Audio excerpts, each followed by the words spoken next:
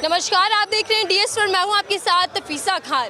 सब कुछ सियासी खेल है या वाकई भ्रष्टाचार पर नकेल है, ये सवाल इसलिए पैदा हो रहा है क्योंकि केजरीवाल की गिरफ्तारी के बाद टाइमिंग पर सवाल उठ रहे हैं।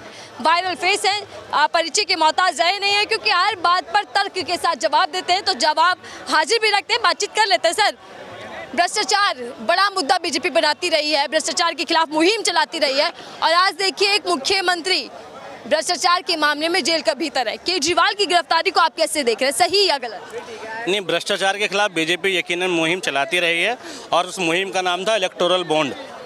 ठीक है, भ्रष्टाचार होता है और भ्रष्टाचार का जो सरदार है ना, मूर्खों का सरदार बोला था मोदी जी ने। भ्रष्टाचार का सरदार कौन सी योजना? Electoral bond. एक ऐसी योजना लाए जिसने सारे भ्रष्टाचार की जड़ें खोद के रख दी। निकालो तो सही इलेक्टोरल बॉन्ड को, आपको भ्रष्टाचार की जड़ मिलेगी। क्या हुआ इलेक्टोरल बॉन्ड से? ऐसे ऐसे लोगों को टेंडर दिए गए जिन कंपनियों का कुल बजट ठीक है, कुल प्रॉफिट जितना उन्होंने बॉन्ड खरीदा उससे बहुत कम है। ठीक है, आप बताइए। तो ये तो है ही कि भाई बीजेपी ने धीरे धीरे क्या किया, भ्रष्टाचार ही किया है। बस बाकी ये है कि खुद को साफ बने रहना है, तो विपक्षी नेताओं पे कार्रवाई होगी। अब केजरीवाल का जेल जाना क्या प्रदर्शित करता है? ये प्रदर्शित करता है कि किसी आम आदमी की हैसियत और औकात नहीं है कि वो सत्ता पक्ष के खिलाफ, सत्ताधारी लोगों के खिलाफ आवाज़ भी उठा ले। वो सत्ता के खिलाफ आवाज़ नहीं उठा सकते।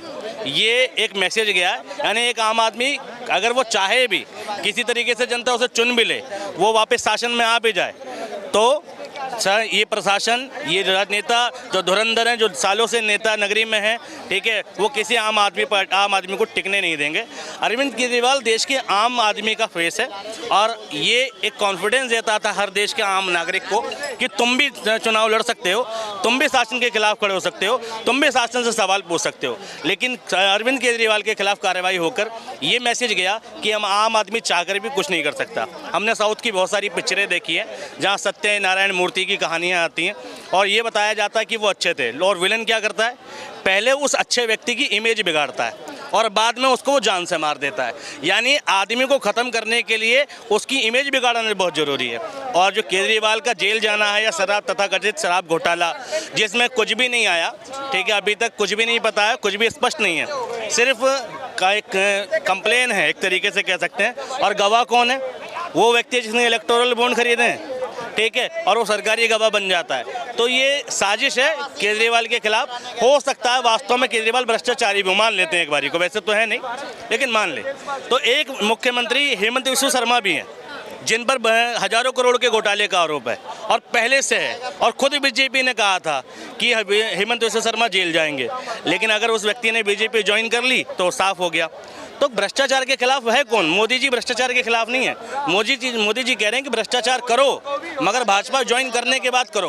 तुम्हें ना खाऊंगा ना खाने दूंगा वाली बात नहीं, खुद भी खाओ और मुझे भी खिलाओ। ये मोदी जी की योजना है।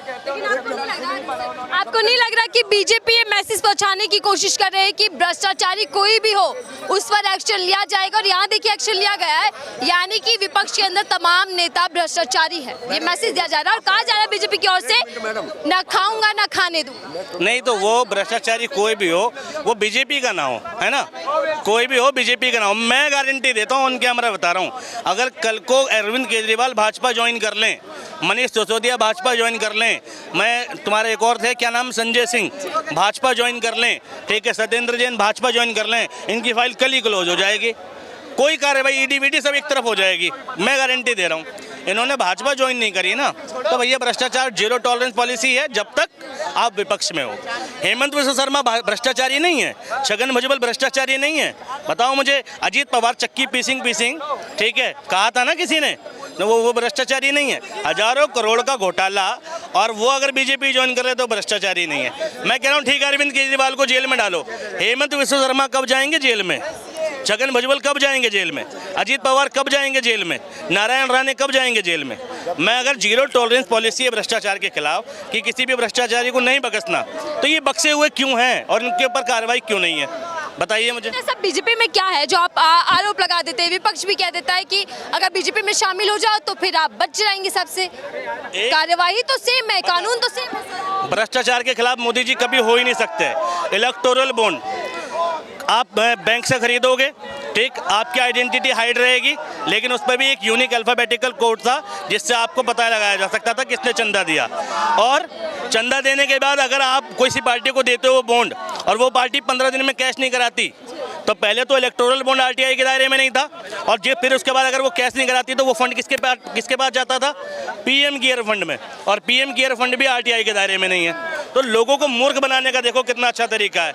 यानी पब्लिक इंटरेस्ट में तुम लाओगे तो सही, लेकिन पब्लिक का इंटरेस्ट नहीं जान सकते, और पब्लिक इंटरेस्ट नहीं जान नहीं सकती कि तुमने क्या घोटाला किया, तुमने कितना चंदा लिया, कैसे लिया।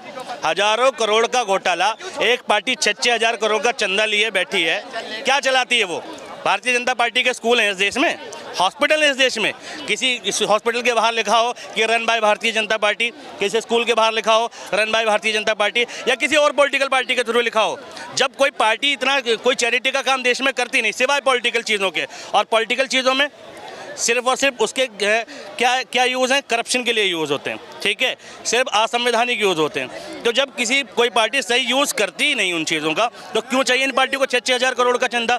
6 हज़ार करोड़ इतनी बड़ी रकम है कि अगर 140 करोड़ भारतवासियों में बांट दी जाए तो 43 करोड़ रुपये प्रति व्यक्ति आ जाएगा। यानी देश की गरीबी एक झटके में मिट सकती थी। मैं तमाम चीज़ों पर आऊँ, लेकिन देखिए कुछ युवा साथी अभी नारा लगा रहे थे अब की बार 400 पार, फिर से भाजपा सरकार, यही बीजेपी कह रही है 400 प्लस का टारगेट। अब देखिए विपक्ष के नेता तो जेल जा रहे हैं। जो ये युवा साथी हैं ये भाजपा के पेड वर्कर हैं, ठीक है, इन्हें युवा साथी मत मानो, ठीक है, ये भाजपा के प्रायोजित वर्कर हैं, ठीक है। और अगर प्रायोजित वर्कर नहीं है तो ये मानसिक रूप से बीमार हैं, और अगर ये मानसिक रूप से बीमार नहीं हुए तो ये भैया ये वही लोग हैं जो देश में दंगा फैलाने वाले लोग हैं, जिनके दिमाग में हिंदू मुस्लिम चलता है। इसके अलावा कोई ऐसा व्यक्ति दिखाओ मुझे, कॉमन व्यक्ति, जो सुबह काम पर निकलता हो, शाम को घर पे आता हो और घर की ज़रूरतें पूरी करता हो, जिम्मेदार हो। और मैं कह रहा हूँ अगर कोई जिम्मेदार व्यक्ति होगा, ठीक है, जो घर की चीज़ों पर ध्यान देता होगा और इसका इंटरेस्ट देश में होगा, वो भाजपा का समर्थक नहीं होगा। ये युवा जो लोग हैं, ना ये घर का खर्चा चलाने वाले लोग हैं, ना ये पढ़ाई लिखाई करने वाले लोग हैं, ना इनका एजुकेशन सेक्टर में कोई योगदान है, ना ये सोशल वर्कर है, ना इन्होंने आज तक चैरिटी की। तो ये वही लोग हैं जो भाजपा के समर्थक हैं।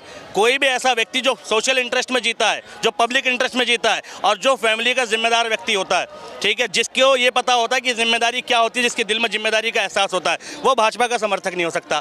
और जिसमें देश के प्रति जिम्मेदारियों का एहसास होगा वो भी भाजपा का समर्थक नहीं होगा। तो ये वही लोग थे जो गैर जिम्मेदार लोग हैं, और गैर जिम्मेदार लोग देशभक्त तो हो ही नहीं सकते, भाजपा के भक्त हो सकते हैं। आज ही फिर से पीएम मोदी ने बयान दिया भ्रष्टाचारियों को लेकर, भ्रष्टाचारियों पर कार्रवाई की जाएगी, उनसे देश की जनता का पैसा वापस से वसूला जाएगा।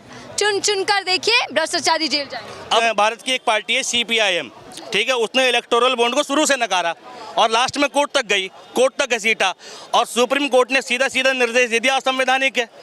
जब तुम्हारी लाए हुए एक लॉ जिसको तुम क्या मनी बिल के तौर पे लाए थे, जैसे सिर्फ एक संसद की पार्लियामेंट्री में यानी लोकसभा में पारित कराया, राज्यसभा में पारित कराने की जरूरत नहीं थी, ठीक है, तुम गलत तरीके से लाए और गलत तरीके से फंड लिया, उसके बाद भी जस्टिफिकेशन नहीं, और ऑन कैमरा ऑन मीडिया तुम झूठ बोल रहे हो कि 2000 करोड़ का चंदा आया जी, हमें तो सिर्फ 20,000 करोड़ का आया, हमें तो 5,000 करोड़ मिला जी, 6,000 करोड़ मिला, 14,000 करोड़ बाकी किसको मिला?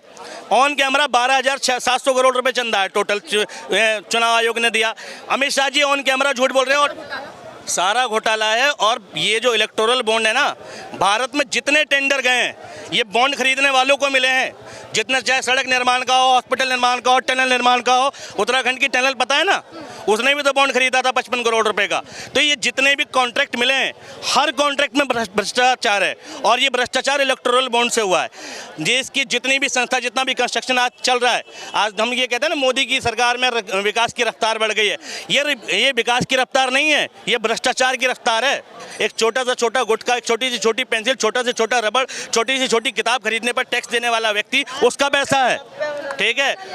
तुम मुझे चंदा दो, मैं तुम्हें धंधा दूंगा, और धंधा ना दे सका या तुमने मुझे चंदा ना दिया तो मैं तुम्हें ईडी का फंदा दूंगा। चंदा धंधा देखिए केजरीवाल वाले मामले में भी सामने आ रहा है सर, शरद रेड्डी, इनका नाम भी सामने आ रहा है कि इन्होंने भी बीजेपी को चंदा दिया था और अब सरकारी गवाह बन चुके। क्या लग रहा है कि क्या खेल भीतर चल रहा है? बिल्कुल, अभी देखिए जिसकी लाठी उसकी भैंस, ठीक है। ईडी कैसे काम कर रही है, किसके इशारों पे काम कर रही है, ये एक ओपन सीक्रेट है। भारत के 140 करोड़ लोगों को पता है कि ईडी CBI पक्षपात कर रही है कि नहीं कर रही है, एक तरफा काम कर रही है नहीं कर रही है, सरकार का तोता बन के काम कर रही है नहीं कर रही है। हमने बचपन में एक कहानी सुनी थी कि एक तोता था, उसको तोते के मालिक ने सिखाया था कि कोई भी कुछ भी पूछेगा तो मैं बोलना यस सर, ठीक है, सिर्फ बोलेगा यस सर। तो भैया एक आदमी आया उसको खरीदने की, भैया ये तोता सब जानता है, तो बोला तोते से पूछो। तो तोते से पूछा, तोता तुम सब जानते हो? तो तोता बोला यस सर। क्या तोता तुम कल क्या होगा ये भी जानते हो? बोला यस सर। परसों क्या होगा ये भी जानते हो? बोला यस सर। तो कहता यार तोता दे दो मुझे। 1 लाख रुपए का तोता खरीद लिया उसने। अब अगले दिन घर गया, सुबह सुबह नहा धो के बोलता है, तोता तुम हनुमान चालीसा सुनाओ। तो तोता क्या बोला पता है? Yes sir. फिर उसको बोला कि रामायण का एक श्लोक सुनाओ। बोला यस सर। थोड़ी देर बाद उसे डाउट हुआ, कहता गीता का कोई श्लोक सुना दो। बोला यस सर। तो वो करीब आके बोलता है, तोता तुम सब जानता है? बोला यस सर। फिर बोला तुम कुछ नहीं जानता? बोला यस सर। तो बोला मेरे 1 लाख रुपए डूब गया? बोला यस सर। और ईडी को एक ही बात सिखाई गई है, विपक्ष विपक्ष विपक्ष। कार्रवाई करनी है विपक्ष पे विपक्ष पे विपक्ष पे, और किसी चीज पे नहीं। चलिए, तो केजरीवाल की मुश्किलें देखिए बढ़ गई, राहत उनको आज भी नहीं मिली। लेकिन सवाल ये सर कि केजरीवाल की गिरफ्तारी के बाद इंडिया अलायंस की मुश्किलें बढ़ी हैं या फिर इंडिया अलायंस मजबूती के साथ दिख रहा है और उसका फायदा चुनावों में उनको मिलेगा? देखिए, इंडिया अलायंस की मजबूती ये डिपेंड करती है भारत की अलग अलग परिस्थितियों पर, भौगोलिक परिस्थिति के अकॉर्डिंग, लोग जातीय आकलन के अकॉर्डिंग, जैसी जैसी जहाँ जहाँ संख्या होती है और जहाँ जहाँ जिस जिस लोगों ने काम किया होता है वहाँ मजबूती और वीकनेस चलती रहती है। मगर देश में बहुत बड़े भ्रष्टाचार का पर्दाफाश हुआ है। अब ये देश के लोगों की जिम्मेदारी है कि एक ऐसा शासन जिसने तुम्हारी नाक के नीचे डंके की चोट पर भ्रष्टाचार किया और ईमानदार होने की कसमें खा रहा है। अब इस देश की जनता तय कर ले कि उसकी बेईमानी पर ठप्पा लगाएगी या फिर उसको दोबारा चुन के ईमानदार घोषित करेगी, ठीक है। हालांकि वो ईमानदार नहीं है। जो सबसे बड़ा बेईमान होता है वो सबसे ज़्यादा सबूत देता है, और बीजेपी इस बात में माहिर है, वो प्रमाणित कर सकती है कि वो भैया ईमानदार है। लेकिन सुप्रीम कोर्ट का धन्यवाद करना चाहूँगा इसमें कि सुप्रीम कोर्ट ने बीजेपी की जड़ें खोद दी हैं। कहा था किसी ने कि कांग्रेस की जड़ें खोदोगे तो भ्रष्टाचार निकलेगा, और सुप्रीम कोर्ट की जड़ें खोदी, सुप्रीम कोर्ट ने इलेक्टोरल बॉन्ड की जड़ें खोदी तो भाजपा निकल गई। बस यही हुआ और कुछ नहीं। जिस तरीके से विपक्ष, पीएम मोदी कहा करते थे कि विपक्ष के अंदर भ्रष्टाचारी हैं, अब एक नेता, 2 नेता, वो भी मुख्यमंत्री पद पर रहते हुए भ्रष्टाचार के मामले में जेल में गए। आपको नहीं लग रहा कि इमेज खराब हो रही है? चुनावों से पहले जनता तो सोचे कि भैया भ्रष्टाचारी नेता है ये, और बीजेपी के पक्ष में माहौल बन जाएगा। Point to be noted. बात समझ लो, इस देश के लोगों को समझने की बहुत आसानी जरूरत है। भ्रष्टाचार वही करेगा जिसके हाथों में पावर होगी। जो पावर में होता है उसकी औकात ज्यादा होती है भ्रष्टाचार करने की, और पावर में देश की पार्टी भारतीय जनता पार्टी है, ठीक है। दिल्ली में हुआ है ना सर भ्रष्टाचार, पावर में अरविंद केजरीवाल दिल्ली में, और ईडी के अंदर कोर्ट बेल नहीं दे रहा, चाहे सुप्रीम कोर्ट हो, हाई कोर्ट हो, लोअर कोर्ट हो। अभी आपने कहा कि जो पावर में है उसके पास अटेम्प्ट है कि वो भ्रष्टाचार कर सकता है, तो साहब केजरीवाल साहब ने भ्रष्टाचार कर रखा है ना, अकॉर्डिंग टू यू। सवाल करूंगा मैं भाई साहब, एक छोटा सा सवाल का जवाब है मेरे दो। अगर आप ईमानदारी से दोगे तो बहुत अच्छा है। दिल्ली में केजरीवाल सरकार है, एक मिनट, दिल्ली में केजरीवाल सरकार है, ठीक है, और एलजी बैठा हुआ है, एलजी भी बैठा हुआ है। हर चीज एलजी से पास होके चलती है। एलजी पावर में है। सुन रहे ना मेरी बात को, पूरी बात का जवाब देना। एक मिनट भाई साहब, एक मिनट। एलजी पावर में, हर फाइल एलजी के पास जाती है। ये शराब की भी फाइल में पहुंची है एलजी के पास। तो एलजी पे केस क्यों नहीं हुआ? सिर्फ केजरीवाल पे। दूसरी बात, केजरीवाल पे केस क्यों हुआ? एलजी भी तो गुनाहगार है, झूठ। और तीसरी एक बात और, शरद सक्सेना जो आज से 6 महीने पहले छूटा है, और शरद रेड्डी क्या लगता है केजरीवाल की गिरफ्तारी के बाद माहौल क्या है सियासी? चुनाव है, पहली तारीखों को लेकर नामांकन भी भर दिए गए हैं, 102 सीटों पर चुनाव होगा। क्या कहेंगे कि क्या माहौल बन पा रहा है? देखो, माहौल देश के सामने सब कुछ सामने ही हो रहा है, पीठ पीछे कुछ भी नहीं हो रहा, और इस देश की जनता समझदार है।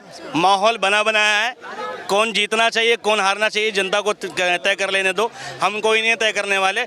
लेकिन मेरी रिक्वेस्ट है, जनता उस प्रतिनिधि को वोट दे जो भ्रष्टाचारी ना हो, जो ईमानदार हो और आपके लिए सदैव मौजूद हो। आप जाओ, आपका काम करे, ठीक है। कोई भी 400 पार का टारगेट तो अभी भी है, बीजेपी अभी भी 400 पार का नारा दे रही है। देखिए, कह रहे 400 पार, मैं कह रहा हूँ अगर बीजेपी की जगह कांग्रेस भी, सुनो एक मिनट 100 पार का नारा, चाहे भाजपा हो, चाहे कांग्रेस हो, चाहे कोई भी पार्टी हो, मैं कभी नहीं चाहूंगा इस देश में ऐसी सरकारें आए जो बहुमत से भी इतने पार की सरकारें हों, क्योंकि ये सरकारें जब ऐसी बहुत ज़्यादा नंबर से आती हैं तो वो तानाशाह सरकारें देती हैं, ठीक है, निरंकुश सरकार देती है। मैं भाई मैंने क्या कहा, मैं सबकी बात कर रहा हूँ, सबकी बात कर रहा हूँ। कोई भी सरकार जब जरूरत से ज़्यादा नंबर मिलते हैं तो वो मनमानी करती है, जनता के हितों को दरकिनार करती है। तो ऐसे गिरफ्तारी के बाद बीजेपी की मुश्किलें बढ़ी या आम आदमी पार्टी की? मेरा सवाल वही है सर।